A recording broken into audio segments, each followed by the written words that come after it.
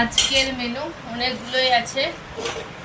এখানে যে ভাত আর এই যে লাল লাল ঝাল ঝাল ডিমে আলুর তরকারি। বুঝাচ্ছে তরকারিটা?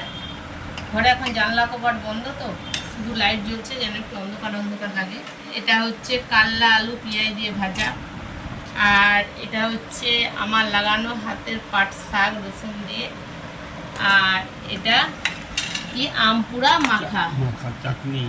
আমপুরা মাখা। তাহলে ভাত, ডিমে আলুর তরকারি, একটা ভাজা কাল্লা ভাজা, এটা কি আম মাখা, আমটা দেখায়নি তো, আম কেটে নিয়ে হয়েছে, আর একটা ছিল কাটনা নিলাম, আর এটা হচ্ছে শাক। আজকে এই হলো মেনু। তোমাদের কি মেনু হয়েছে অবশ্যই কমেন্টে জানিও।